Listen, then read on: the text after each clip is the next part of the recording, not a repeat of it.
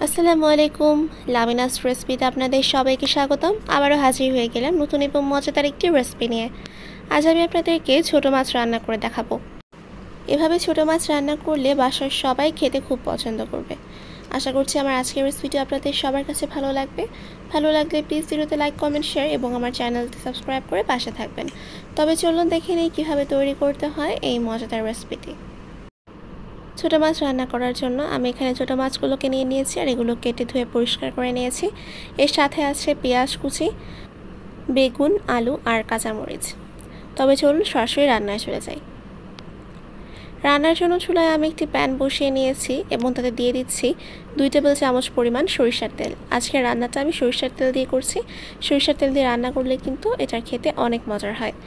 তার সাথে দিয়ে দিলাম হাফ কাপ পরিমাণ পেঁয়াজ কুচি। পেঁয়াজটাকে এবার হালকা ব্রাউন করে ভেজে নিচ্ছি। পেঁয়াজটা ভাজা হয়ে গেলে আমি এবার দিয়ে দিচ্ছি বেগুন। বেগুনগুলোকে আমি এরকম চিকন চিকন করে লম্বা করে কেটে নিয়েছি আর সাথে দিয়েছি আলু। আলুটাকেও আমি সেমভাবে কেটেছি। তারপর আমি এখানে দিয়ে দিয়েছি কাঁচামরিচ 3-4টা, মাঝখান দিয়ে ফালি করে দিয়েছি স্বাদ মতো লবণ আর হাফ চা চামচ পরিমাণ হলুদের গুঁড়া। এবার সব কিছুকে খুব ভালো করে মিশিয়ে নিব। আর ঝালটা আপনাদের পরিমাণ মতো আপনারা দিয়ে দিবেন। সব কিছু ভালো করে মিশিয়ে নিয়ে তারপর ঢাকনা দিয়ে ঢেকে রাখবো আমি 5-6 মিনিটের মতো। তারপর আমি আবারও ঢাকনা তুলে ভালো করে নেড়ে দিচ্ছি। এই মাছটা রান্না হতে কিন্তু খুব বেশি টাইম লাগে না আর খুব সহজেই তৈরি করে ফেলা যায়। তো এবার আমি এর ভেতর ছোটো মাছগুলোকে অ্যাড করে দিয়েছি আর মাছগুলোর সাথে সবজিগুলোকে খুব ভালো করে মিশিয়ে নিচ্ছি। এ পর্যায়ে আমি এখানে 1 কাপ পরিমাণ পানি অ্যাড করে দিলাম। তারপর আমি আবারও খুব ভালো করে এটা মিশিয়ে নিচ্ছি। এবার ঢাকনা দিয়ে ঢেকে রাখবো এটা ফুটে ওঠা পর্যন্ত।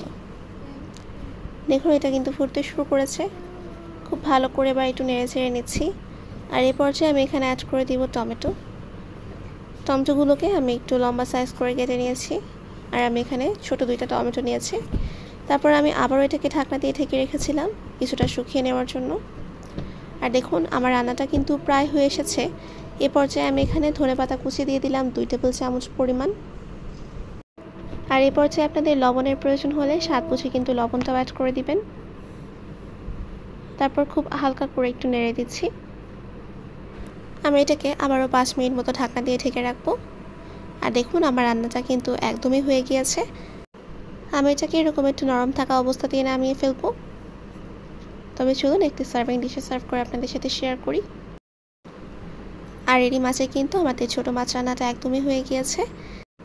এটা কিন্তু খেতে দারুণ হয়েছিল। আপনারাও কিন্তু ট্রাই করে দেখবেন।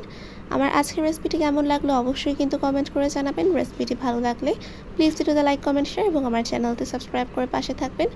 তবে আজ এই পর্যন্ত। আপনাদের সবাইকে ধন্যবাদ ভিডিওটি শুরু থেকে শেষ পর্যন্ত দেখার জন্য। সবাই ভালো থাকবেন। ফিরে আসবো আবার নতুন কোনো রেসিপি নিয়ে। আল্লাহ হাফেজ।